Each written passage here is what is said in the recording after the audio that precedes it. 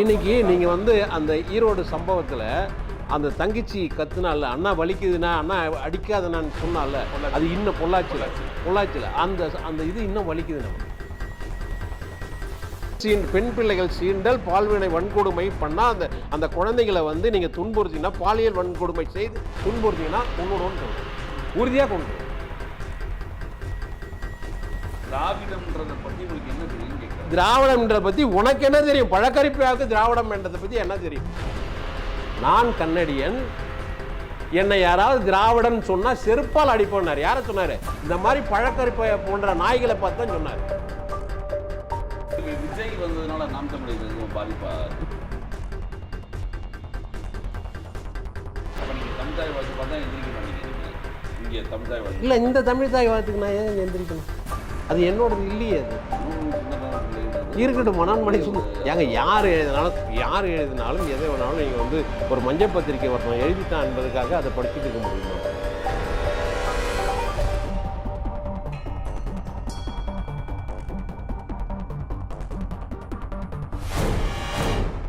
வணக்கம், இது promptly news தமிழின் நேர்காணல் நிகழ்ச்சி. இன்றைய நிகழ்ச்சியில் கலந்து கொண்டு தன்னுடைய கருத்துக்களை தெரிவிப்பதற்காக நாம் தமிழர் கட்சியினுடைய மாநில தொழிற்சங்க தலைவர் அன்பு தென்னரசன் அவர்களை சந்திக்கவிருக்கிறோம். வணக்கம். வணக்கம்.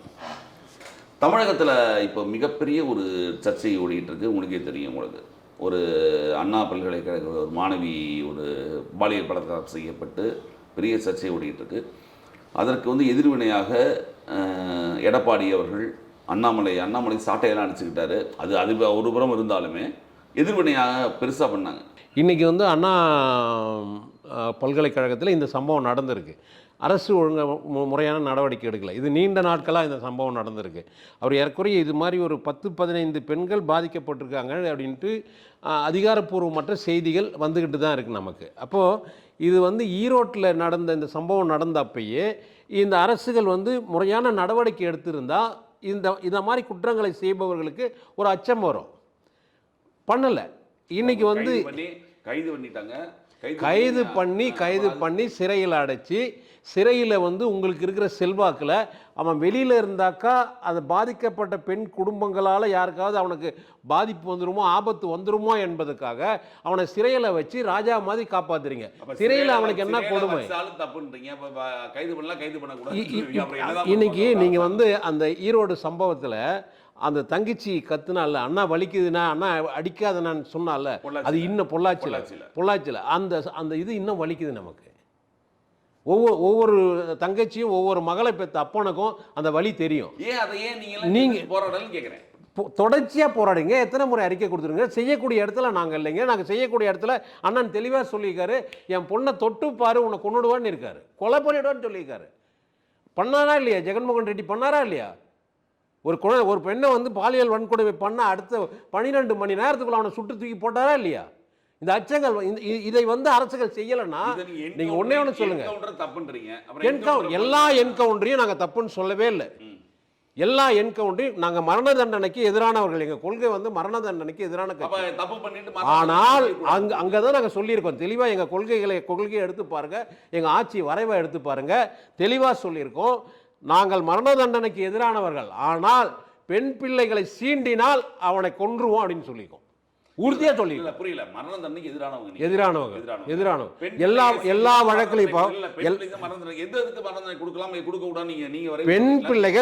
பெண் பிள்ளைகள் சீண்டல் பால்வினை வன்கொடுமை பண்ணா அந்த குழந்தைகளை வந்து நீங்க துன்புறுத்தினா பாலியல் வன்கொடுமை செய்து துன்புறுத்திங்கன்னா கொன்னுடுவோம்னு சொல்றோம். உறுதியா கொன்னுடுவோம். நாங்கள் அதிகாரத்துக்கு வந்தால் செய்யக்கூடிய இடத்துல நாங்கள் இல்லை. மரண தண்டனை என்பது எல்லாத்துக்குமான மரண தண்டனை. எல்லாத்துக்கும் நீங்கள் வந்து செய்கிற எல்லா செயலுக்கும் மரண தண்டனை பொருந்துமான்னு கேட்குறேன். நீங்கள் வந்து பாண்டியம்மாள்னு ஒரு கொலை வழக்கு 58 பேரை ஒரே சொல்றீங்க. 58 பேரை கோயம்புத்தூர்ல கொன்ன பாக்ஷா அப்படின்ற ஒருத்தருக்கு நீங்க எப்படி நினைவு செலுத்துறீங்க அப்பான்னு சொல்றீங்க? நீங்க வந்து இது வந்து 58 பேர் அந்த குடும்பம் இருக்குல்ல, அதை பத்தி யோசிக்கல? இல்ல, நான் கேட்டுங்க, நான் சொல்றதை கேட்டுங்க. இந்த 58 பேர் எத்தனை கிலோ ஆர்டிஎக்ஸ் மருந்து கோயம்புத்தூருக்குள்ள வந்தது? 3500 கிலோ ஆர்டிஎக்ஸ் மருந்து கோயம்புத்தூருக்குள்ள வந்ததுன்னு மத்திய அரசுக்கு தெரியாம வந்ததா? உளவுத்துறைக்கு தெரியாம வந்ததா? கோத்ரா வெடிகுண்டு வழக்கு எப்படி நடந்தது? கோத்ரா வெடிகுண்டு அந்த கோத்ரா ரயில் எரிப்பு வழக்கு ரயில் அதான் சொல்லுங்க, எரிச்சது யாருன்னு சொல்லுங்க, இன்னைக்கு கூட சொல்லுங்க, எரிச்சது யாருன்னு சொல்லுங்க. ஆய்வு செய்து இல்ல இல்ல இன்னைக்கும் இல்ல இல்ல கண்டிப்பா கிடையாது, கண்டிப்பா கிடையாது இல்லன்றோம். அந்த கோத்ரா ரயில் எரிப்பு சம்பவம் நடந்த பிறகு ஆய்வு குழுக்கள் போய் அதை ஆய்வு செய்து வெளியில் இருந்து கொளுத்தியதற்கான அடையாளங்கள் இல்லை அப்படின்ட்டு அந்த ஆய்வறிக்கை சொன்ன பிறகு உள்ள இன்னைக்கும் வடநாட்டுக்காரர்கள் ஒரு பயணம் பண்ணும்போது கூடையே அந்த மண்ணெண்ணெய் அடுப்பை எடுத்துட்டு போறாங்க, ஸ்டவ் எடுத்துட்டு போறாங்க, உள்ளேயே சமைக்கும் போது ஏற்பட்ட தீ விபத்தினால் நடந்த சம்பவம் இதுன்ட்டு அறிக்கை கொடுத்த பிறகு 3வது நாள்ல இருந்து தான் அங்க கொலை நடந்தது. 3வது நாள் தான் கலவரம் நடந்தது. 3வது நாள் இதை சரியாக திட்டமிட்டு, அதாவது ஒரு இதுக்கு வந்து ஒரு இது சரியாக இருங்க, சரியா இல்ல நான் முடிக்கவே இல்லையே. சரியான அந்த 3 நாளைக்கு தமிழ்நாடு இந்தியா முழுசும் இருந்த அந்த குற்றக்காரர்களை கரசேவையர்கள் என்ற பேர்ல கொண்டு வந்து மண்டபங்களில் தங்க வச்சு சாப்பாடு வடிச்சு போட்டு கையில் ஆயுதங்களை கொடுத்து இந்தந்த ஏரியாவுக்கு இவங்க போய் என்ன வேணாலும் பண்ணலாம் அப்படின்ட்டு ஒரு நாடாளுமன்ற உறுப்பினர், அன்றைக்கு கரண்ட்ல நாடாளுமன்ற உறுப்பினர் இருக்காரு, அவர் வீட்டுக்கு போனா தப்பிச்சுக்கலான்னு போன 52 பேரை இஸ்லாமியர்களை கொன்றாங்களா இல்லையா? அந்த நாடாளுமன்ற உறுப்பினரை கொன்றாங்களா இல்லையா? இல்ல நான் சொல்றது இருங்க, கோயம்புத்தூர் எல்லாம் உயிர் தாங்க. நாடாளுமன்ற அந்த உறுப்பினர் வீட்டில் உள்ள 52 பேரை பச்சை குழந்தைய கூட கொன்னாங்களா இல்லையா? கரசேவகர்கள் என்ற பெயர்ல கொன்னாங்களா இல்லையா? அதுக்கு எதிர்வினை என்று இல்லைங்க. அங்க எப்படி கலவரங்களை தூண்டிவிட்டு அந்த கலவரங்களின் மூலமாக ஆட்சி அதிகாரத்துக்கு வந்தோமோ, குஜராத்தில் எப்படி கலவரங்களை தூண்டி அந்த கலவரத்தின் மூலமா ஆட்சிக்கு வந்து இன்னைக்கு பிரதமர் ஆனமோ, அதே மாதிரி ஒரு செயல்பாட்டை தமிழ்நாட்டில் நடத்தி காட்டணும் அப்படின்றதுக்காக தான் அந்த நடராஜன் கொலை பண்ணது. நீங்க இல்லைங்க, இது திட்டமிட்டு அன்றைக்கு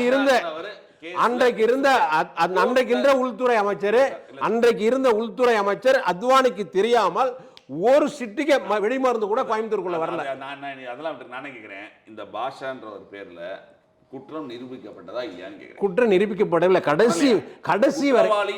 கடைசி வரைக்கும் விசாரணை. நீங்க என்ன பார்த்துட்டு இருக்கீங்க ஊடகத்தில், என்ன பார்த்துட்டு இருக்கீங்க? கடைசி வரைக்கும் விசாரணை கைதி அவர். விசாரணை கைது விசாரிச்சு குற்றம் நிரூபிக்கப்படல சொல்ல முடியாது. நீங்க குற்றம் ஒண்ணு, அதாவது இஸ்லாமிய கைதிகள் அத்தனை பேருமே உங்க முதலமைச்சர் சொன்னாங்க. போன தேர்தலில் உங்க முதலமைச்சர் சொன்னார். இருக்கட்டுங்க, நீங்க சொல்றீங்களா அரசுக்கு சப்போர்ட்டா பேசுறீங்களா? உங்க முதலமைச்சர் சொன்னார், அப்பாவி இஸ்லாமியர்களை நாங்க ஆட்சிக்கு வந்தா விடுதலை செய்வோம்னு சொன்னார். அப்பாவி என்றால் என்ன அர்த்தம்? குற்றம் செய்யாதவங்கன்னு அர்த்தம். முதலமைச்சர் வாயால இன்றைக்கு எதிர்கட்சியா இருந்தா ஒண்ணு உண்மையை பேசுவீங்க, ஆளுங்கட்சியானா மறைச்சு பேசுவீங்களா? புரியல. குற்றவாளிகள்ல இஸ்லாமிய குற்றவாளிகள்னா என்ன மீனிங்? பிரிப்பீங்களா? இந்து குற்றவாளி, கிறிஸ்தவ குற்றவாளி, இஸ்லாமிய குற்றவாளி பிரிப்பீங்களான்னு கேக்குறேன். அதை வந்து முதலமைச்சர்கிட்ட கேளுங்க, நீதிபதி கிட்ட கேளுங்க, அரசு கிட்ட கேளுங்க, கவர்னர் கிட்ட கேளுங்க. இவர்கள் இஸ்லாமிய குற்றவாளிகள். இவர்களை விடுதலை செய்தால் இவர்கள் வந்து அந்த வழக்கிலிருந்து தப்பித்து விடுவார்கள். இவர்களால் பல பேர் உயிருக்கு ஆபத்து வரும் நீதிபதி சொல்லியிருக்காரா இல்லையா? 36 பேர் இப்ப வந்து பரோல்ல இருக்காங்க. எந்த பரோல்ல இருக்கட்டும், பரோல்ல இருந்தாலும் பரோல் என்பது என்னங்க? கூண்டுக்குள்ள தானங்க, நாளைக்கே தூக்கலாம் இல்லைங்க, தூக்கி உள்ள வைக்கலாம் இல்லைங்க. பரோல்ல இன்னைக்கு கண்டுக்காம இருக்கு. எத்தனை பேருக்கு சிறைக்குள்ளே செத்தாங்க அதை சொல்லுங்க. பாஷா செத்தாரு, பாஷாக்கு முன்னாடி ஒரு தம்பி செத்தான்ல, சிறைக்குள்ளே செத்தான்ல, சாந்தன் செத்தான்ல. பெனிக்ஸும் பாஷாவும் செத்து போனா தெரியுது. பல உள்ளுக்குள்ள இருக்கக்கூடிய இந்துக்கள் செத்து போனா வேற யார் செத்தா சொல்லுங்க? இவர் வீரப்பனுடைய அண்ணன் மாத்தையா மருதியான அவர் இறந்து போனார், உள்ளே இறந்து போனார். நாங்க சொல்லி நாங்க வந்து புரியல, யார் சட்டத்துக்கு புறம்பா இருக்காங்களோ அவங்க பூரா ஆதரிக்கிறீங்க. அப்படி நாங்க அப்படிலாம் ஆதரிக்கலைங்க. நீங்க வந்து ஒரு அரசு தனக்கு சாதகமா நடந்துக்குது. நாங்கள் வந்து குற்றவாளி 7 ஆண்டுகள் ஒருவன் சிறைப்படுத்தப்பட்டுட்டா, 7 ஆண்டுகள் சிறையில் இருந்துட்டாக உளவியல் ரீதியாகவே அவனுடைய அணுக்கள் கூட மாறிடும் அப்படின்னு சொல்றாங்க. திருப்பி கேட்குவா உங்களுக்கு? நீங்க சொன்ன வார்த்தை உங்க தலைவர் இவர் செந்தமிழ் அண்ணன் சீமான் சொல்லவா? சொல்லுங்க. நீங்களும் சொல்லுவீங்களா? அதை சொல்லுங்க. கருணாநிதிக்கும் சொல்லுவீங்க. அதை அதான் பொதுவா சொல்லுவீங்க. சொல்லுங்க. ஒருத்தர் இறந்து விட்டால் புனிதராக மாட்டார்னு சொன்னீங்கல்ல, பாஷா இறந்து விட்டால் புனிதராகி விட்டார். இறந்துட்டாருன்னா புனிதராகன்னு சொல்லல, அவர் குற்றவாளி. இப்பயும் சொல்ல குற்றவாளி இல்லை என்றான். குற்றவாளி இல்லை, அவர் மீது குற்றம் நிரூபிக்கப்படவில்லை, கடைசி வரைக்கும் விசாரணை கைது தான் அப்படின்றோம். நீங்கள் வந்து கருணாநிதி வந்து இறந்ததுனாலேயே அவர் வந்து புனிதராகி விட மாட்டார் என்றால் 1,75,000 பேர் கொல்லப்பட்ட பொழுது நீங்கள் வந்து டெல்லிக்கு போயிட்டு பேரனுக்கு மகளுக்கு மந்திரிக்கு அண்ணன் மகனுக்கு பெரிய மகனுக்கு சின்ன மகனுக்கு மந்திரி பதவி கேட்குறீங்க. அங்கே வந்து எல்லாம் மக்கள் கொல்லப்பட்டு கொண்டு இருக்கிறார்கள். நீங்கள் வந்து இப்படி மந்திரி பதவிக்காக இங்கே வந்து டெல்லிக்கு வந்திருக்கீங்களே, அந்த மக்களை காப்பாற்றுறதுக்காக ஒரு தரம் கூட நீங்கள் டெல்லிக்கு போகலன்னு கேட்கும்போது, சங்க காலத்திலே ஒரு தெருவில் சாப்பறை இசைக்கும் போது ஒரு தெருவில் மங்கள இசை கேட்டு இருக்கிறது அப்படின்னு சொன்னவர் தான் அவர். அப்புறம் எப்படி அவரை வந்து புனிதராக்குறீங்க நீங்கள்? எப்படி இப்போ ராஜசேகர் ரெட்டி இறந்ததுக்கு விடுமுறை விட்ட நீங்கள் 1,75,000 பேர் கொல்லப்பட்ட பிறகு விடுதலை புலிகள் நாங்கள் ஆயுதங்களை மௌனிக்கிறோன்னு சொன்ன பிறகு ஒரு 8 வயசு பையன் பாலச்சந்தர் 5 குண்டுகள் வச்சு நெஞ்சில் வாங்கி செத்து கடந்த பொழுது இந்த தமிழன் இவ்வளோ பேர் இறந்ததுக்கு நீங்கள் ஒரு நாள் விடுப்புணர்வு இல்லையே? இந்த மக்களுடைய துயரம் என்னுடைய துயரம், இந்த மக்கள் இறந்தது என்னுடைய துயரம், என் இன மக்கள் கொல்லப்பட்டாங்க, அதனால் நான் வந்து அரசு விடுமுறை விட்டு ஒரு நாள் துக்கத்தை அனுசரிக்கிறேன் சொல்லவே இல்லையே.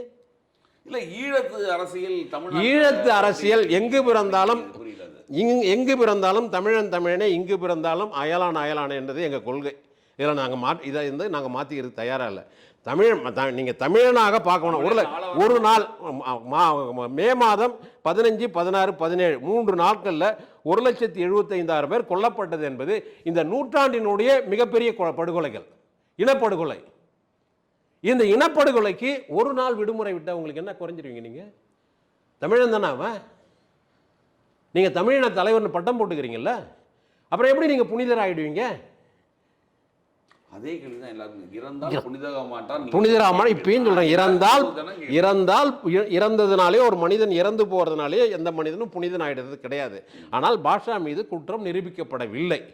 அவர் வந்து விசாரணை குற்றவாளி, விசாரணை கைதி, அவ்வளவுதான். சரி, இப்போ இந்த அடுத்த ஒரு சப்ஜெக்ட் வரும். மீண்டும் திருப்பி இந்த திராவிடர் தமிழ் தேசியம் இத்தனை அதை திருப்பி ஆரம்பிச்சிருக்கீங்க. அது வரதானங்க செய்யும். நீங்கள் வந்து ஒரு தமிழ் பழக்கருப்பையாவுக்கு பதில் சொல்கிறதாக ஒரு வார்த்தை பார்த்தேன், நான் ஒரு காணொலியில் பார்த்தேன். யார் திராவிடன் அப்படின்னு சொல்லி அவர் பேசுகிறார். நீங்களும் கூட இருந்தீங்க, பார்த்தேன், காணொலி பார்த்தேன். நீங்கள் 2 தான் கூட இருந்தீங்க, பார்த்தேன், காணொலி பார்த்தேன். யார் திராவிடன்னா யார், எனக்கு அவனுக்கு அவன் இருக்கான் இவன் இருக்கான் பேசுகிறார் அவர். பழக்கருப்பையாவுக்கு ஒரு கொள்கைவாதி கொள்கை பேசலாம். இப்போ நீங்கள் வந்து உங்களுக்கு கொள்கையே தெரியல அப்படின்னா நீங்கள் கொள்கை பேசலாம். நான் ஒரு கொள்கைவாதி, நான் ஒரு கொள்கை பேசலாம். பழக்கருப்பையாவுக்கு என்ன கொள்கை அதை சொல்லுங்கள். நீ யார்? நீ சுபவீர பாண்டியனை ஐயா மணியரசன் அவர்கள் அறிவாலயத்தின் ஒட்டு திண்ணை அப்படின்னு சொன்னார். நீ அறிவாலயத்தின் ஒட்டு திண்ணை இல்லை, ராப்பிச்சக்கார மாதிரி எந்த திண்ணை கிடைச்சாலும் படுத்துருவ நீ துண்டு விரிச்சு. உனக்கு என்ன கொள்கை சொல்லுங்க? அவர் எம்எல்ஏவா இருக்கும்போதே, ஜெயலலிதா இருக்கும்போதே விலகி வந்தவர். அவர் எம்எல்ஏ இருக்கும்போது வெளியே வரலைங்க. சும்மா நீங்கள் அவருடைய அரசியலை பாருங்கள். காங்கிரஸ், அப்புறம் காங்கிரஸ் இந்தியா முழுசு 2ஆக உடையுது. அப்போ காமராஜர் ஸ்தாபனா காங்கிரஸ் வைக்கிறாரு. ஸ்தாபனா காங்கிரஸ் ஜனதாவிலிருந்து திமுக, திமுகவிலிருந்து மதிமுகவிலிருந்து அதிமுகவிலிருந்து மறுபடியும் திமுக. கட்சிக்கு அவருடைய இது உதவி தேவைப்பட்டது. உதவி தேவைப்படுது இல்லைங்க. நான் தான் சொல்றேனே, நீ வந்து ராப்பிச்சைக்காரன், எங்க திணை கிடைச்சாலும் படுத்துடுவ. உனக்கு என்ன கொள்கை கோட்பாடு இருக்கு? நீ திமுகவுக்கு வரும்போது ஜெயலலிதா எம்ஜிஆர் விமர்சனம் பேசலையா? இன்னைக்கு சொல்லு. நீங்க அதிமுக விமர்சனம் பண்ணி பேசல, அதே அதிமுகவுக்கு போன பிறகு ஜெயலலிதாவை எம்ஜிஆர் விமர்சனம் பண்ணி பேசின, கருணாநிதி விமர்சனம் பேசின, திரும்ப அதிமுகவுக்கு போன, உனக்கு வந்து எம்எல்ஏ பதவி கொடுத்தாங்க. எம்எல்ஏ பதவி வாங்கிக்கிட்டு நீங்க எல்லாருமே பெரியார பேசின காலம் தான் இன்னைக்கு எம்எல்ஏ இருங்க, நான் சொல்லிடுறேன், முடிச்சிடறேன். எம்எல்ஏ பதவி வாங்கிக்கிட்டு எம்எல்ஏ பதவி இருக்கும்போது ஷோ போட்ட மேடையில் போய் துக்ளக் நிகழ்ச்சியில் போயிட்டு அதிமுக விமர்சனம் பண்ணி பேசுங்க, கட்சியிலேருந்து தூக்குனாங்க. நீ வந்து யாருக்கு உண்மையா இருந்திருக்க? யாருக்கு உனக்கு மேடை போட்டு கொடுத்துட்டா, யார் மேடை போட்டு கொடுக்குறாங்களோ அவங்கள புகழ்ந்து பேசுறது. இந்த கரகாட்டம் வரும்போது இவர் வீட்டுக்கு முன்னாடி ஒரு 10 100 ரூபாய் கொடுப்பாருன்ட்டு ஒரு ஆட்டம் போடுறாங்களா, அந்த மாதிரி நீ வந்து ஆட்டம் போடுற ஆள். நீ வந்து கொள்கை பேசக்கூடாது, எங்களை விமர்சனம் பண்ணக்கூடாது. திராவிடம்ன்றதை பத்தி உங்களுக்கு என்ன தெரியும்னு கேட்குறேன். திராவிடம்ன்றதை பத்தி உனக்கு என்ன தெரியும்? பழக்கரிப்பாவுக்கு திராவிடம் என்றதை பத்தி என்ன தெரியும்? நீ சொல்கிற இங்கே வந்துட்டான், வந்தவன்லாம் இங்கே வாழ்ந்துட்டான், அவனை வந்து திராவிடன் நான் ஏற்றுக்கணும். அவன் வந்து நாங்கள் தான் சொல்கிறோமே, தெலுங்கரை தெலுங்கராக என் தெலுங்கு சகோதரனாக ஏற்றுக்கிறோம், மலையாளியை என் மலையாளி சகோதரனாக ஏற்றுக்கிறோம், கன்னடரை என் கன்னட சகோதரனாக ஏற்றுக்கிறோம். நாங்கள் எல்லாம் செய்துறோம், வந்தவர்கள் எல்லாம் வாழலாம், நாங்கள் தான் ஆளுவோன்றோம். உனக்கு என்ன, நீ வந்து அவனுக்கு போய் நீ ஏன் திராவிடன் பேர் வைக்கிற? அவன் ஒத்துக்கிட்டானா? மலையாளி நான் திராவிடன் ஒத்துக்கிட்டானா? என்ன சொன்னார்? இருங்க, இந்த முதலமைச்சர் கர்நாடக முதலமைச்சர், இன்றைய முதலமைச்சர் சித்தலிங்கையா என்ன சொன்னார்? நான் கன்னடியன், என்னை யாராவது திராவிடன் சொன்னால் செருப்பால் அடிப்போன்னார். யாரை சொன்னார்? இந்த மாதிரி பழக்கறிப்பை போன்ற நாய்களை பார்த்து தான் சொன்னார் செருப்பால் அடிப்பன்ட்டு. யாருக்கு? ஜெகன்மோகன் ரெட்டி ஒத்துக்கிறாரா நான் திராவிடன்ட்டு? இல்லை இன்னைக்கு சந்திரபாபு நாயுடு ஒத்துக்கிறாரா நான் திராவிடன்ட்டு? யாருமே திராவிடன் ஒத்துக்கல. அவனுக்கு போய் நீ என்ன திராவிடன் பேர் வைக்கல? மலையாளி மலையாளியா இருப்பான், கன்னடம் கன்னடனா இருப்பான், தெலுங்கனா இருப்பான், தமிழன் மட்டும் திராவிடன் ஆகணுமா? ஏன் எனக்கு 50,000 ஆண்டுக்கு மூத்த மொழி இல்லையா என் மொழி? எனக்குன்னு ஒரு மொழி, பண்பாடு, கலை, இலக்கியம் எல்லாம் இல்லையா? என்னையா நீ திராவிடன் சொல்ற? இப்படி சொல்றீங்க, திராவிட மாடல் அரசியல் நடக்குதுங்க. நீங்க அதுதாங்க திராவிடன் கையில் அரசியல் இருக்குது, அவங்க வந்தார்கள் அரசியல் இருக்குது. ஆகவே அவர்கள் என்ன வேணாலும் சொல்லுவாங்க. ஒரு தமிழன் கையில் அரசியல் இருந்தால் சொல்லுவானா இதை? நீ ஏன் என் முகமுடைய மாத்திர? தமிழ்தாய் வாழ்த்துல திராவிடர் அப்படின்னு ஒரு வரியே வருது, உங்களுக்கு தெரியும்? ஏங்க தமிழ்தாய் வாழ்த்து, அந்த தமிழ்தாய் வாழ்த்தையே நாங்கள் ஏற்றுக்கலைங்க. தமிழ்தாய் வாழ்த்துல யாரோ மனோன்மணி சுந்தரம் பிள்ளை ஒரு வரியை எழுதிட்டார் என்பதுக்காகவே அதை ஒரு இனம் ஏற்றுக்கொள்ளணுன்ற அவசியம் இல்லைங்க. காடுவெல் எங்கேயோ இருந்து வந்த ஒரு வெள்ளைக்காரன் வந்து என்ன திராவிட இனம் குடும்பம் அப்படின்னு சொல்லிட்டான் என்பதுக்காகவே நீங்கள் சொல்கிறீங்கல்ல, தெலுங்கு, கன்னடம், துளு, மலையாளம் எல்லாம் தமிழின் உதிரத்திலிருந்து பிறந்ததுன்னு சொன்னீங்களா? அப்போ தமிழியம் அப்படின்னு சொல்லியிருக்கணும்ல நீங்கள், இல்லை தமிழ் குடும்பம்னு சொல்லியிருக்கணும்ல. நீங்கள் ஏன் அதுக்கு புதுசாக ஒரு திராவிட குடும்பம்னு சொல்கிறீங்க? ஆரியர்களே ஏத்துக்கிறது இல்லையா? ஆரியர்கள் வடக்கில் இருந்து தென்னகத்து, நீங்க ரொம்ப சொல்றீங்க, வடக்குல இருந்து தமிழ்தாய் சொல்றீங்க, எத்திசையும் புகழ் மணக்க இருந்த பெரும் தமிழனங்கேன்னு வருது. தமிழ் அணங்கே, தமிழை வந்து அணங்க தாய், அந்த அந்த ஒரு தமிழ் தாய் வாழ்த்து, ஒரு தமிழ் தாய் வாழ்த்து என்பதில் ஒரு அந்த நீராறும் கடல் கொடுத்த பாட்டில் ஒரு இடத்துல தாய் என்ற சொல்லு வரல. அவளை ஒரு அழகிய பார்க்குற, அணங்கே என்ன குமரின்னு அர்த்தம், இல்லை அழகின்னு அர்த்தம், அவ்வளோதான். அணங்கேன்னா அழகின்னு அர்த்தம். தமிழ் அணங்கே, தமிழ் அதான் அழகி. நீங்கள் அவளை அழகிய நீங்கள் வந்து அவளை ஒரு தாயாக பார்க்கலையே. தாய் இப்போ பாரதிதாசன் எழுதியிருக்காரு அருமையான பாட்டு. இன்றைக்கும் வந்து புதுச்சேரி மாநிலத்தில் வந்து அவங்க தமிழ் தாய் வாழ்த்து வச்சுருக்காங்க. அந்த வாழ்த்து தான் இப்போ நாங்கள் எங்கள் கட்சிக்கும் தமிழ் தாய் வாழ்த்தாக வச்சுருக்கோம். நாளைக்கு இங்கே அரசுக்கு வரும்போது அதை அதிகாரப்பூர்வமான தமிழ்நாட்டினுடைய தமிழ் தாய் வாழ்த்தாக மாற்றுவோம். அப்போ நீங்கள் தமிழ் தாய் வாழ்த்து பார்த்தா எந்திரிக்க மாட்டீங்க. நீங்கள் இங்கே தமிழ் தாய் வாழ்த்து இல்லை, இந்த தமிழ் தாய் வாழ்த்துக்கு நான் ஏன் எந்திரிக்கணும்? அது என்னோடது இல்லையே. அது மனோன்மணி சுந்தரம் பிள்ளைன்றது இருக்கட்டும். மனோன்மணி சுந்தரம் ஏங்க யார் எழுதினாலும் எதை வேணாலும் நீங்கள் வந்து ஒரு மஞ்சள் பத்திரிக்கை ஒருத்தன் எழுதிட்டான் என்பதுக்காக அதை படிச்சுட்டு இருக்க முடியுமா? நமக்கு என்ன தேவையோ அதை தாங்க எடுத்துக்கணும். இது மாதிரி எல்லாவற்றையும் ஏற்றுக்கிட்டு போனதுனால தான் இந்த இனம் இப்படி இருக்குது. உன் கலை அழிஞ்சு போச்சு, உன்னுடைய கலாச்சாரம் அழிஞ்சு போச்சு, உன்னுடைய இலக்கியம் அழிஞ்சு போச்சு, உன்னுடைய மொழி அழிஞ்சு போச்சு. வணக்க வரும் தென்றலில் குளிரா இல்லை, காற்றில் நிலவா தோப்பில் நிலவா இல்லை. யாரு வந்து எதை வந்து செய்யணுங்கிறத முடிவு செய்வது நாம் தமிழர் கட்சியான்னு கேட்கிறோம். நாங்க வந்து அதிகாரத்துக்கு நாங்கள் அதிகாரத்துக்கு நாங்கள் அதிகாரத்துக்கு வந்தா நீங்க வந்து இப்ப சொல்றீங்களா யார் தமிழர் அப்படி என்பதை யார் முடிவு பண்ண? நாம் தமிழர் கட்சியா முடிவு பண்ணதுன்னு இல்லை. கன்னடத்தில் போனீங்கன்னா ஒரு ஒரு ஒரு வீட்டில் ஒரு குழந்தை, இப்போ தமிழர்கள் அதிகமாக இன்றைக்கி வந்து ஒரு நகர்ப்புறத்தில் தமிழர்கள் அதிகமாக வசிக்கிற ஒரு நகர்ப்புறம் இருக்குனாக்கா சென்னை நகரம் கூட கிடையாது, பெங்களூர் நகரத்தில் தான் அதிகம். 1.25 கோடி பேர் இருக்கிறான் தமிழன். அந்த 1.25 கோடி தமிழன் இருக்கிற இடத்துல ஒரு வீட்டில் ஒரு பெண்ணு சடங்காயிடுச்சு, அந்த சடங்குக்கு ஒரு நிகழ்ச்சி போடுறதுக்கு தமிழில் பாட்டு போடுறாங்க, தமிழில் பதாகை வச்சுருக்காங்க. கன்னடன் வந்து அந்த வீட்டுக்குள்ளே வந்து அந்த ஒலிபெருக்கை உடைச்சி அந்த பதாகை கிழிச்சானா இல்லையா? நீ அவங்ககிட்ட போய் யார் கன்னடியர்னு கேட்குறதுக்கு எவனுக்காவது துணிச்சலுக்கா? இதே பழக்கருப்பையா போய் கேட்பானாங்க, யார் கன்னடியர்னு கேட்பானா? நீங்கள் மொழி வழி மாநிலங்களுக்குள்ள ஒரு வேறுபாடு ஏற்படுத்துகிற மாதிரி இருக்கு. வேறுபாடு அவங்க எங்க நீங்கள் வந்து இந்திய உலகம் வந்து உலகம் இருங்க நான் சொல்றது கேட்டுங்க. உலகம் வந்து விடுதலை ஆகும் 2ஆம் உலக யுத்தத்துக்கு பிறகு ஐநா மன்றம்னு ஒரு பொது அமையை உருவாக்குறாங்க. ஐநா மன்றத்தில் உறுப்பு நாடுகள் வெறும் 48 நாடு. ஐநா மன்றம் உருவாக்கும் போது 48 நாடு, இன்றைக்கு 260 நாடு. இன்றைக்கி 260 நாடு வானத்திலிருந்து குச்சிச்சா? ஒவ்வொரு நாடும் தன் தேசிய இனம் தன் மொழி காக்கப்படணும், தன் கலை காக்கப்படணும், தன் பண்பாடு காக்கப்படணும். ஒவ்வொரு இனமும் ஒடுக்கப்படுகின்ற தேசிய இனத்திலிருந்து ஒடுக்கும் தேசிய இனம் பிரிஞ்சதுனால்தான் இன்னைக்கு 260 நாடு வந்திருக்கு. இது உலகம் முழுசும் இதுதான் நியதி. மொழி வழி தேசியம் தான் உலகம் முழுசும் இன்னைக்கு இருக்கு. நீங்க கண்ணுக்கு கண்ணு எதிர்க்க பார்த்தீங்க, பாகிஸ்தான் பிரிஞ்சுது. பாகிஸ்தான்லேருந்து மேற்கு வங்கம் எதுக்கு, கிழக்கு வங்கம் எதுக்கு பிரிஞ்சுது, பங்களாதேஷ் எதுக்கு பிரிஞ்சுது? என்னுடைய மொழி, உன்னுடைய மொழி அரபு, என்னுடைய மொழி வங்கம், என் மொழியை நீ ஒடுக்குறன்னும் போது எனக்கு தனி நாடு கொடுன்ட்டு நம்ம காலத்தில் பிரிஞ்சது தான் பங்களாதேஷ். இப்போ மொழி வழியாக தானே பிரிகிறான் அவன். அவனுடைய கலை இலக்கியம் பண்பாடு 2 பேரும் இஸ்லாமியர்கள்.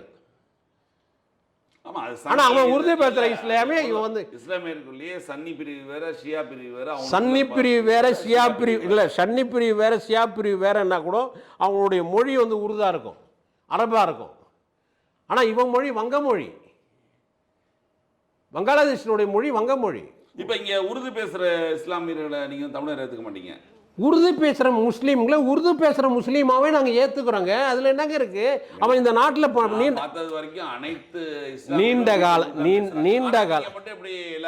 நீண்ட காலமாக இந்த மண்ணில் வாழுகின்ற உருது பேசுகிற மக்களை நாங்கள் உருது பேசுகிற மக்களாகவே ஏற்றுக்கிறோம். நாங்கள் உருது பேசுகிற மக்களுக்கு அந்த சமூக உருது பேசுகிற இனத்திலிருந்து வந்த ஒரு இந்த ஒரு தங்கச்சிக்கு நாங்கள் வந்து இடம் கொடுத்தோம், நாடாளுமன்றத்தில் சீட்டு கொடுத்தோம், அரக்கோணத்தில். அப்போ ஏன் சீட்டு கொடுத்தீங்க? கொடுத்தோம். அவன் இந்த மண்ணில் வாழறான். ஏன் நாங்கள் தான் எங்க திரும்பவும் சொல்கிறேங்க, இங்கே யார் வேணாலும் வரலாம் வாழலாம். வந்து ஆள விட மாட்டீங்க, ஆனால் நீங்கள் நினைச்சா இஸ்லாமியர் ஒரு பொண்ணை வந்து ஆள விடுவீங்க. ரஜினிகாந்தை நாங்கள் வாழ வச்சிருக்கோம். ரஜினிகாந்த் நாங்கள் வாழ வச்சு, ரஜினிகாந்த் நீங்கள் வாங்க, இன்னும் நீங்கள் வாங்க, இன்னும் 1000 படம் நடிங்க, இன்னும் பல லட்சம் கோடி சம்பாதிங்க, இந்த மண்ணில் வாழுங்க அப்படின்னு சொல்கிறோம். நீங்கள் வந்து எங்களை ஆளணும்னு நினச்சா வேணான்றோம். நாங்கள் எங்களுக்கு இல்லை, இந்த இந்த இந்த இனத்தில் இல்லாத அறிவாளிகள், இந்த இனத்தில் இல்லாமல் 8 கோடி தமிழன் இல்லாத ஒரு ஆளுமை ரஜினிகாந்துக்கு என்ன வந்துச்சு? நான் கேட்கிறேன், அப்போ இத்தனை பேர் இருக்கும் பொழுது அந்த பெண்மணியை, உருது பேசுற பெண்மணி நிப்பாட்டுறீங்கன்னா அங்கே தமிழ் பேசுற ஆளுக்கு யாருமே தகுதி இல்லையான்னு கேட்குறேன். தகுதி இல்லாமல் இல்லைங்க. நாங்கள் எல்லா இந்த இந்திய அரசியல்லையே, இந்திய அரசியல் வரலாற்றிலேயே எல்லா சமூகக்கும், ஒடுக்கப்பட்ட சமூகம்லாம் இன்றைக்கு வந்து ஒடுக்கப்பட்ட இருக்கிற ஒவ்வொரு கிராமத்தில் ஒரு குடியாக இருக்கின்ற அந்த நாவிதர்கள், ஒரு குடியாக இருக்கிற அந்த வண்ணார்கள், எல்லாரையும் தேடி பிடிச்சி, ஒரு குடியாக இருக்கிற அந்த குயவர்கள் எல்லாரையும் தேடி பிடிச்சி எல்லா சமூகத்துக்கும் தேர்தலில் நிற்கிறதுக்கு இடம் கொடுக்குற ஒரே கட்சி நாம் தமிழர் கட்சி தான். எல்லாருக்கும் பிரதிநிதித்துவம் கொடுக்கணுன்றதில் நாங்கள் உறுதியாக இருக்கோம். இந்த மண்ணின் மக்களாக மாறி இருக்கிறார்கள், அவர்கள் வந்தார்கள், இங்கே வாழுகிறார்கள். வாழுகின்ற அந்த உருது பேசுகிற மக்களுக்கும் இடம் கொடுக்கணும். ஜாதிகள் தேவையில்லை, ஜாதிகள் இல்லைன்னு சொல்கிற நாம் தமிழர் அங்கேயும் வந்து குறிப்பிட்ட ஜாதிக்கு இடம் கொடுக்குறீங்கல்ல, அப்படி ஒரு கேள்வி வரும்ல. இப்போ நீங்கள் இதில் கடைசியாக தர்மபுரி தேர்தலில் நடந்தது இல்லையா? இப்போ கடைசியாக விக்கிரவாண்டியில் நிப்பாட்டிங்களா? யாரை நிப்பாட்டிங்க? இது எங்களுடைய குறை இல்லை, காலங்காலமாக வந்த குறை. ஓதுதல், ஓதுவித்தல், கற்தல், கற்பித்தல், 4 வரணும் 4000 சாதின்னு ஒருத்தன் சொன்னால முன்னாடி, அவனை நீங்கள் செருப்பு கழட்டி அடிச்சிருக்கணும். அவன் இப்படி பகுத்து வச்சுட்டான், உனக்கு படிக்கிறதுக்கே உரிமை இல்லைன்ட்டான். காலங்காலமாக எங்களை படிக்கக்கூடாதுன்ட்டான். படித்தா காதில் ஈத்த காய்ச்சி ஊற்று, படிக்கிறத கேட்டால் வந்து இதை நான் படித்தா நாக்காரு, படிக்கிறத கேட்டால் ஈத்த காய்ச்சி ஊற்று பேச நாம் தமிழர் இல்லை ஊற்றுனால. நாங்கள் இது விழுப்புரத்துலேயும் திண்டிவனத்துலேயும் பாண்டிச்சேரியிலையும் நிப்பாட்டின வேட்பாளர்கள் எந்த ஜாதி பின்புலம் கொண்டவர்கள்? இந்த குடியில் உள்ள, தமிழகத்தில் உள்ள 8 கோடி மக்களும் ஏதாவது ஒரு சாதிக்குள்ளே தான் இருக்கிறாங்க. அவங்கள சலைவு போட்டு வந்து சாதியை தொடச்சிட்டுலாம் ஏன் நிறுத்தல? இல்லை இல்லை, எங்களுடைய தேர்தல் வரலாறை பார்த்துருக்கீங்களா? எல்லாம் நாங்கள் எங்கெந்த எந்த இடத்துல சீட்டு கொடுத்துருக்கோன்னு பார்த்துருக்கீங்களா? இந்த இடத்தில் கல்லர்கள் தான் கூடுதலாக இருப்பார்கள் சொல்லும்போது அந்த இடத்துல பல்லருக்கு சீட்டு கொடுத்துருக்கோம். இந்த இடத்துல பறையர்கள் தான் கூடுதலாக இருக்காங்கன்னும் போது அந்த இடத்துல வன்னியர்களுக்கு சீட்டு கொடுத்துருக்கோம். இந்த இடத்துல வன்னியர்கள் தான் கூடுதலாக இருக்காங்கன்னும் போது அந்த இடத்துல பறையர்களுக்கு சீட்டு கொடுத்துருக்கோம்.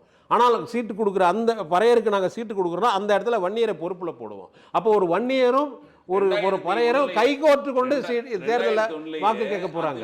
ஜெயலலிதா அவங்க இருக்கும்போது வாணியம்பாடியில் நாவூர் அனுப்பாங்க. அங்கே தான் வாணியம்பாடி உங்களுக்கு எல்லாம் தெரியும், அவங்க தான் அதிகமான இஸ்லாமியர்கள். அங்கே வந்து வடிவேலு ஒருத்தர் நிற்க வச்சாங்க. சம்மந்தமே இல்லாமல் அஜய் சார் மினிஸ்டராக்கினாங்க.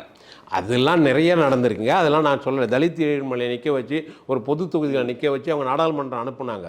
ஒரு வந்து அவர் தனபால் என்ற ஒருத்தர் வந்து ஒடுக்கப்பட்டவர் வந்து சபாநாயகரை அனுப்புனாங்க. சபாநாயகர் ஒரு வராருனாக்கா முதலமைச்சரே எந்திரிச்சு நிற்கணும். அதெல்லாம் அந்த அம்மையார் நாங்கள் பாராட்டணும். அதெல்லாம் நாங்கள் குறை சொல்லலை. நாங்கள் எல்லா சமூகத்துக்கும் பிரதிநிதித்துவம் கொடுக்கணுன்றதில் உறுதியாக இருக்கிறோம். அது எல்லாருக்கும் கொடுக்குறோம். இது வந்து மற்றும் ஒரு அரசியல் கட்சி அல்ல. நாம் தமிழர் கட்சி மற்றும் ஒரு அரசியல் கட்சி அல்ல. இது மாற்று அரசியல் புரட்சி. அந்த புரட்சியை நாங்கள் நடத்திக்கிட்டு தான் இருப்போம். இல்லை, இப்போ விஜய் வந்ததுனால நாம் தமிழருக்கு எதுவும் பாதிப்பா இருக்கு? ஒரு பாதிப்பும் இல்லைங்க. வந்து இளைஞர்கள் ஃபுல்லாக நீங்கள் நாம் தமிழருடைய பின்புலமே இளைஞர்கள் தான். இப்போ விஜய் வந்ததுனால அந்த இளைஞர்கள் பட்டம் விஜய் பக்கம் போயிட்டா நாம் தமிழர் பாதிப்பு இருக்குமோ? ஒரு நீங்களே கவர் ஸ்டோரி படிச்சிருப்பீங்க. நீங்கள் படிச்சிருப்பீங்க. எல்லா இதுலேயும் வந்தது பயப்படுகிறார் சீமானே வந்துச்சு நடுவில். சொல்கிறோங்க. எங்கள் ஒவ்வொரு யூடியூப்பும் பார்க்குறோம். இன்றைக்கி அந்த யூடியூப்பை திறந்து பாருங்கள். டிஆர் வீட்டை நோக்கி காவல்துறை விரைகிறது, டிஆர் மரணம்னு போடுறான். டிஆர் வந்து இதில் இருக்கும்போது அப்படி யார் போடுறா? ஒன்று இப்படி தான். இப்போ வந்து இந்த இந்த இந்த அண்ணா பல்கலைக்கழகத்தில் நடந்த சம்பவத்தில் ஒருத்தன் பூரா நேற்று பார்க்குறோம். அந்த காமக்கொடூரனுக்கு கைபேசியில் 150 புகைப்படங்கள்ன்றான். யார் பார்த்தது? ஏன்னா உடனே நம்ம போய் அதை பார்க்கணும், அதை பார்க்க வைக்கணுன்றதுக்காக எது ஒன்றாலும் தலைப்பாக போடுறாங்க. இதெல்லாம் நீங்கள் ஒரு ஊடகவியலாளராக இதெல்லாம் பார்த்து வேந்து போகாதீங்க. அப்படிலாம் இல்லை. நாங்கள் வந்து ஒன்று ரஜினி அதுதான் யார் ஆய்வு எடுத்தது, யார் சொன்னது, யார் ஆய்வு எடுத்தது. ஹேஷியமாக உங்ககிட்ட காசு இருக்குன்ட்டு ஊடகவியலாளர்களுக்கு காசை கொடுத்து நீங்கள் என்ன வேணாலும் போட வைக்கலாம். ஆனால் ஆய்வு எந்த ஆய்வு சொல்லிச்சு இதை? அப்படிலாம் இல்லை. அவர்களுடைய ரசிகர்கள், அவருடைய தொண்டர்கள் வந்து ரசிகர்கள், படம் பார்த்துட்டு விசில் அடிக்கிறவங்க. ஆனால் எங்களுடைய தொண்டர்கள் வந்து கொள்கைவாதி. நாங்கள் இதுதான் கோட்பாடு, இதுதான் கொள்கை அப்படின்னு சொன்னதை கேட்டு ஏற்றுக்கிட்டு உள்ளே வந்தவங்க. நாங்கள் வந்து மரணக்குழியிலேருந்து கட்சி தொடங்கி வந்தவங்க. வழியிலேருந்து இரத்த குவியிலேருந்து நாங்கள் வெளியே வந்தவங்க. எங்கள் வலியும் வேதனையும் எங்களுக்கு தெரியும், எங்கள் தம்பிங்களுக்கு தெரியும். அதை சொல்லி தான் அவரை வளர்க்குறோம். கூட்டணி இல்லாமல் எத்தனை நாள் ஜெயிக்க முடியும்னு ஒரு கேள்வி எல்லாரும் கேட்குறாங்க பொதுவாக. நாங்கள் திரும்பவும் சொல்கிறோமே, ஒரு நாட்டில் ஒரு தூய அரசியல் வரணும்னு நாங்கள் விரும்புகிறோம். கனிம வளம் கொள்ளை போகக்கூடாதுன்னு நினைக்கிறோம். காடு வளம் கொள்ளை போகக்கூடாதுன்னு நினைக்கிறோம். லஞ்ச லாவண்யற்ற ஆட்சி இங்கே நடக்கணும்னு நினைக்கிறோம். மத போதை இல்லாத ஒரு நிகழ்ச்சி, இது மாதிரி காமக்கொடூரர்கள் இந்த நாட்டில் இருக்கக்கூடாதுன்னு நினைக்கிறோம். இதுக்கெல்லாம் நாங்கள் யார் கூட சேர்ந்து இதை ஒழிக்க முடியும்? அதை சொல்லுங்கள். யார் கூட சேர்ந்தால் இதை ஒழிக்க முடியும்? இங்கே இந்த 50-60 ஆண்டுகளாக இந்த அதிமுக திமுக தான் இதை நடத்துது. இவர்களும் மலையை வெட்டி விற்கிறாங்க, இவர்களும் மணலை கடத்துறாங்க, இவர்களும் காட்டை அழிக்கிறாங்க, இவர்களும் லஞ்சம் வாங்குறாங்க, இவர்களும் ஊழல் செய்கிறாங்க, எல்லாரும் ஊழல் செய்கிறாங்க. இந்த ஊழல் செய்கிற கட்சிகளோடு தான் இருக்கிற தொங்கு சதையாகின்ற சிறு கட்சிகள் கூட்டணி சேர்ந்து 2 சீட்டு 3 சீட்டுக்கு மண்டியிட்டு கிடக்கிறாங்க. அப்போ நீங்கள் 2 சீட்டு அவர்கள்ட்ட மண்டியிட்டு 2 சீட்டு வாங்கிட்டீங்கன்னா அவன் செய்கின்ற அத்தனை ஊழல்லையும் உங்களுக்கு பங்கு இருக்குது இல்லையா? அவன் சமரசம் பண்ணி தான் ஆகணும். நீ கேட்க முடியாது. கேட்டால் அடுத்த தேர்தலில் உங்களுக்கு 2 சீட்டு தரமாட்டான். அப்போது இந்த கட்சிகளோடெல்லாம் சேர்ந்து எப்படி கூட்டணி அமைக்கிறது? ஒன்னே தான். ஒரு சதவீதம் 1.25% வாக்கில் தொடங்கணும். இன்னைக்கு 8% வாக்கு வாங்கியிருக்கோம். இது 16ஆக மாற்றுறதுக்கு எங்களுக்கு ஒன்றும் கஷ்டம் இல்லை, மாறும். இப்படி மாறிடுச்சுன்னா இந்தியாவுக்கே ஒரு தூய அரசியலை நாங்கள் உருவாக்கி காட்டுவோம். அப்போது ஓட்டுக்கு ஒரு பைசா கொடுக்காமல், ஒரு லஞ்சம் செலவழிக்காமல் ஒரு தூய தேர்தலை இந்த நாம் தமிழர் கட்சி அடைஞ்சிருக்கு, தூய வெற்றியை இந்த நாம் தமிழர் கட்சி அடைஞ்சிருக்கு. அப்போ இந்த வெற்றியை நம்மளால் ஏன் அடைய முடியாது அப்படின்ட்டு எல்லா அரசியல் கட்சிகளும் சிந்திக்கின்ற போது ஒரு நேர்மையான தூய்மையான ஒரு அரசியல் இந்த இந்தியாவுக்கே வழிகாட்டியாக அமைவதற்கு நாங்கள் காரணமாக இருப்போம். நாம் தமிழர் கட்சி காரணமாக இருக்கும். உறுதியாக நாங்கள் வெல்வோம். உண்மை, அதாவது நல்லவர்கள் கூட தோற்றதாக வரலாறு உண்டு, நம்பிக்கை உள்ளவர்கள் தோற்றதாக வரலாறு இல்லை. நாங்கள் நம்பிக்கை கொண்டு நிற்கிறோம், உறுதியாக வெல்லுவோம். கண்டிப்பாக. மிக்க நன்றி. அதாவது இன்றைய தமிழக அரசியல் நடப்புகள் மற்றும் நாம் தமிழர் கட்சியினுடைய கொள்கைகள், அதனுடைய வெற்றி வாய்ப்புகள், இதை பற்றி எங்களை விளக்கி கொடுத்து மிக்க நன்றி. நிகழ்ச்சியில் வந்து கலந்து கொடுத்த மேலான கருத்துக்களை தெரிவித்ததற்கு மிக்க நன்றி. நன்றி, வணக்கம்.